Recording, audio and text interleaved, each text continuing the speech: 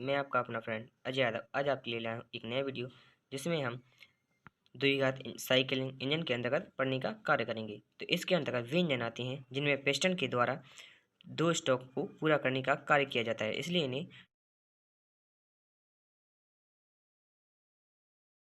Two stroke engine कहते हैं। इन्हें निम्न दो भागों में बांटा जाता है। जैसे प्रथम स्ट्रोक, इस स्ट्रोक में पिस्टन नीचे से ऊपर की ओर जाने का कार्य करता है, जिसके कारण क्रैंक प्रेस का दबाव घट जाता है, जिसके कारण कार्बोरेटर में लगे हुए दोनों बल्ब खुल जाते हैं और मिश्रण क्रैंक केस में भर जाता है। जब सिलेंडर में पिस्टन टॉप डेथ सेंटर की ओर पहुंचने का कार्य करता है तो मिश्रण में आग लग जाती है, जिसके कारण पावर उत्पन्न होती है और मिश्रण की गैस फैलकर पिस्टन की ओर नीचे ढकेल देती है, अर्थात पिस्टन को नीचे की ओर ढकेल देती है। इस प्रकार एक स्ट्रोक पूरा हो जाता है। इसका दूसरा स्ट्रोक है ये द्वितीय स्ट्रोक। इसमें पिस्टन नीचे से ऊपर की ओर जाता है। जैसे ही पिस्टन ऊपर की ओर आता है तो चेक वाल्व बंद हो जाता है और मिश्रण के जलने पर गैस उत्पन्न होती है, जो पिस्टन को ऊपर से नीचे की ओर ढकेल देती है और व्यर्थ गैस एक्सआउट वैल्यू अर्थात आउटलेट बल्ब से बाहर निकल जाती है। इस इंजन में फ्लाईवी हल्की उपयोग में लाई जाती है। इस स्ट्रोक को टू स्ट्रोक इंजन कहते हैं। टू स्ट्रोक इंजन की विशेषताएं क्या होती हैं? तो इसमें केवल दो स्ट्रोक में ही क्रिया चक्र को पूर्ण किया जाता है। इसमें बल्ब सिस्टम नहीं होती हैं। इनमें हल्की फ्लाईव्हील की आवश्यकता होती है। ईंधन का मिश्रण क्रैंक रेस से होता हुआ सिलेंडर में प्रवेश करता है। तो इसके बाद हम पढ़ेंगे इसके द्विघात इंजन के लाभ। तो द्विघात इंजन के लाभ क्या हैं? इसकी संरचना सरल होती है, ये कम स्थान घेरने का कार्य करते हैं, प्रति अश्व शक्ति ये हल्के होते जाते हैं। तथा इसकी कुछ हानियाँ भी हैं, जैसे ये इंजन ठंडे होने में अधिक समय लगाते हैं, इनका स्नेहन कठिन होता है, इनमें टूट फूट अधिक होती है, इनमें ईंधन जलने के पश्चात गैसों के साथ बाहर निकल जाता है, ये इंजन अधिक आवाज़ करते हैं, इन इंजनों में अधिक व्यय अर्थात खर्च अधिक होता है। इसके बाद पढ़ेंगे हम इसके अगले टॉपिक को अर्थात इंजन के भाग। तो इंजन के कितने भागों में बांटा जाता है? तो मुख्य रूप से इंजन को विभिन्न भागों में अर्थात चार भागों में बांटा जाता है। तो पहला है पावर चेन भाग। तो इंजन का वह भाग जो सिलेंडर से उत्पन्न होने वाली शक्ति को एक स्थान से दूसरे स्थान तक पहुंचाने का कार्य करता है, जिसके कारण सभी भाग अर्थात चलने का या हिलने का कार्य करते हैं। इसके द्वारा शक्ति को एक स्थान से दूसरे स्थान तक स्थानांतरित करने का कार्य किया जाता है। इस भाग को पावर चेन भाग कहते हैं। उदाहरण के रूप में piston, crankshaft, connecting rod, flywheel इत्यादि। इसका दूसरा भाग है स्थिर भार अर्थात ऐसे इंजन के भाग जो स्थिर रहने का कार्य करते हैं। ये पावर चेन के सभी भागों को अपने ऊपर रखने का कार्य करती हैं तथा सदैव स्थिर रहने का कार्य करते हैं, जैसे सिलेंडर बॉक्स, क्रैंक क्रेस इत्यादि। इसका तीसरा भाग है बल्ब सिस्टम के भाग। सिलेंडर में वायु या वायु ईंधन के मिश्रण को अंदर लेने या मिश्रण की जली हुई गैस को बाहर निकालने के लिए जिस सिस्टम को उपयोग में लाया जाता है, इस सिस्टम्स को बल्ब सिस्टम कहा जाता है। इसका चौथा पॉइंट है सहायक बल्ब। इसके अंतर्गत वे भाग आते हैं जो सभी गाड़ियों में लगे होते हैं तथा यह विद्युत को नियंत्रित करने का कार्य करते हैं। इस भाग को सहायक भाग कहा जाता है। इसके अंतर्गत बैटरी, बत्तियां और हॉर्न आदि आती हैं। इसके बाद पढ़ेंगे इसका most important point 5 power chain भाग अर्थात इसी निम्न भागों में बांट जाता है, जैसे पिस्टन, पिस्टन रिंग, संपीड़न रिंग, तेल नियंत्रक रिंग इत्यादि। तो हम पढ़ेंगे पहला पिस्टन। यह एल्यूमिनियम मिश्र धातु का या कस्ट आयरन से मिलकर बना हुआ भाग होता है, जिसका भाग या भार कम होता है तथा यह सिलेंडर में उत्पन्न होने वाली गैस के दबाव को कनेक्टिंग रॉड के द्वारा क्रैंकशाफ्ट तक पहुंचाने का कार्य करता है। प्रत्येक इंजन में इनका भार या आकार अलग अलग होता है। तो पिस्टन कैसे होता है? पिस्टन इस प्रकार का होता है, यह मैंने पहले डायग्राम बना लिया था।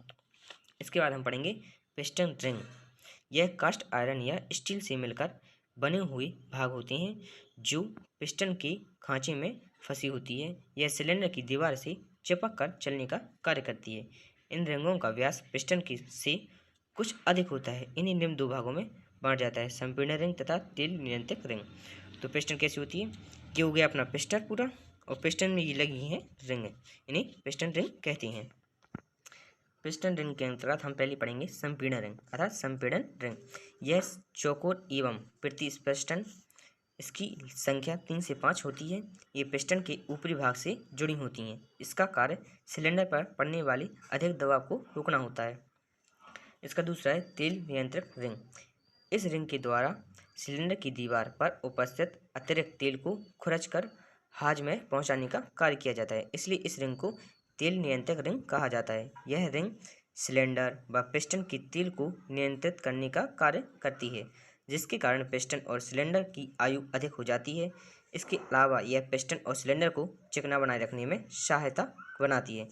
यदि सिलेंडर में तेल की मात्रा सही नहीं होती है तो पिस्टन सिलेंडर के साथ चिपक जाता है, जिसके कारण इंजन जाम हो जाता है। जैसे ये पिस्टन हो गई और ये कनेक्टिंग रॉड हो गई, तो यहाँ तेल नियंत्रक रिंगें लगी होती हैं, जिसके कारण पिस्टन सही रूप से कार्य करने का काम करता है। तो अगला है पावर चेन का भाग 3, संयोजक दंड अर्थात कनेक्टिंग रॉड। जो ये है, यह कास्ट स्टील से मिलकर बनी हुई संरचना होती है जो पिस्टन के सिरे पर एक पिन के सहारे जुड़े रहने का कार्य करती है। जैसे कनेक्टिंग रॉड का एक सिरा पिस्टन के साथ तथा दूसरा सिरा नीचे की ओर एक पिन के द्वारा ब्रांच ब्रशिंग से जुड़ा होता है। इस सिरे पर 3 सीजन बेयरिंग लगी होती हैं। इसके द्वारा पिस्टन की ऊर्जा को स्थानांतरित कर क्रैंकशाफ्ट में पहुंचाया जाता है। तो क्रैंकशाफ्ट क्या है? तो क्रैंकशाफ्ट यह स्टील या कास्ट स्टील से मिलकर बनी होती है जो कनेक्टिंग रॉड से जुड़ने का कार्य करती है तथा प्रत्येक इंजन में इसका आकार अलग अलग होता है। इसके द्वारा पिस्टन के स्ट्रोक एवं इसकी गति को नियंत्रित करने का कार्य किया जाता है। इसका मुख्य कार्य पश्चात से गति को घूर्णन गति में बदलने का कार्य किया जाता है। यह क्रैंकशाफ्ट का दूसरा भाग है।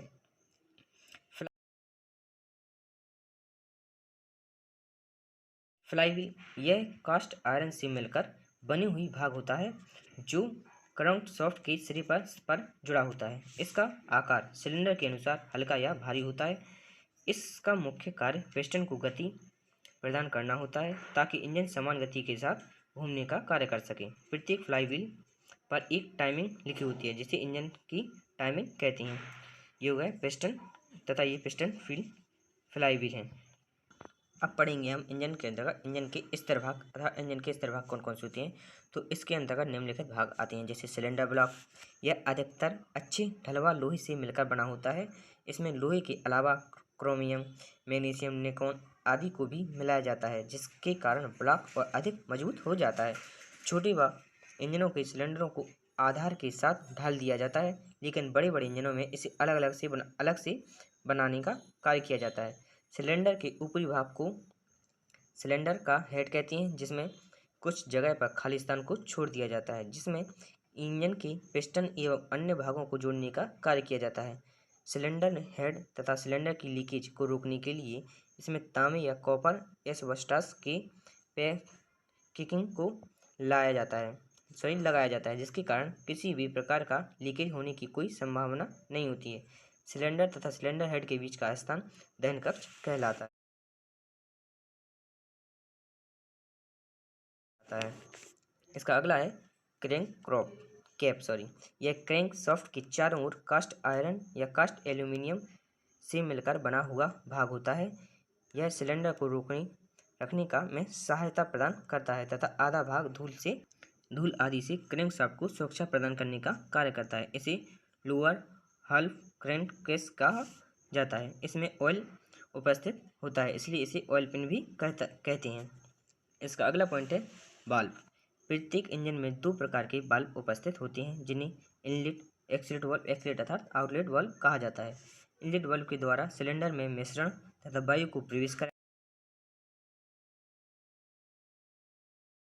कराया जाता है, जबकि एक्सलेट या आउटलेट वाल्व में जली हुई गैसों को बाहर निकाला जाता है। प्रत्येक इंजन में वाल्व को खोलने और बंद करने के लिए विशेष संरचनाएं उपस्थित होती हैं, जिन्हें लिखित भागों में बांटा जाता है। Crank gear. चतुर्घात इंजन में क्रैंक शाफ्ट अपना चक्र पूरा करने के लिए 2 चक्कर को काटने का कार्य करता है। इस प्रकार क्रैंक पर ग्रेन लगे होते हैं, शाफ्ट पर ग्रेन लगे होते हैं, जिन्हें क्रैंक ग्रेन कहा जाता है। अगला है कैम गियर। इसके द्वारा क्रैंक शाफ्ट के गियर आदि गति के साथ घुमाया जाता है और इसका आकार क्रैंक गियर की तुलना में अधिक होता है, इसलिए इसे हाफ टाइमिंग गियर भी कहा जाता है। इस टाइमिंग गियर भी कहते हैं। इसी के चक्र के द्वारा इनलेट तथा एक्सलेट वाल्व खुलने तथा बंद होने का कार्य करते हैं। इसका अगला पॉइंट है क्रैंक शाफ्ट। यह क्रैंक शाफ्ट के बगल में स्थित होती है, जिसके ऊपर कुछ उठा हुआ भाग पाया जाता है, जिसे क्रैंक कहते हैं। शाफ्ट का निर्माण स्टील के द्वारा किया जाता है। यह शाफ्ट सिलेंडर की संख्या से 2 गुनी होती है। क्रैंक के ऊपर के भाग को टो या नीचे के भाग को हील कहा जाता है। यह शाफ्ट टेबल को ऊपर की ओर उठाकर बल्ब को रोकने में सहायता प्रदान करती है। इसका अगला है टैपेट। यह मोस्ट इम्पोर्टेंट है। यह क्रैंक के ऊपर लगा हुआ भाग होता है, जो ऊपर नीचे होकर बल्ब को खोलने में सहायता प्रदान करता है। इसका अगला है पूरा रॉड। यह टैपेट और रॉकर आर्म के माध्यम उपस्थित होता है। तो आज के लिए इतना ही। हम मिलेंगे अपनी अगली वीडियो में। तो वीडियो को लाइक कीजिए, दोस्तों को शेयर कीजिए और चैनल को सब्सक्राइब कीजिए, ताकि हमारा वीडियो सबसे पहले आप तक पहुंच सके। Thank you for watching my video.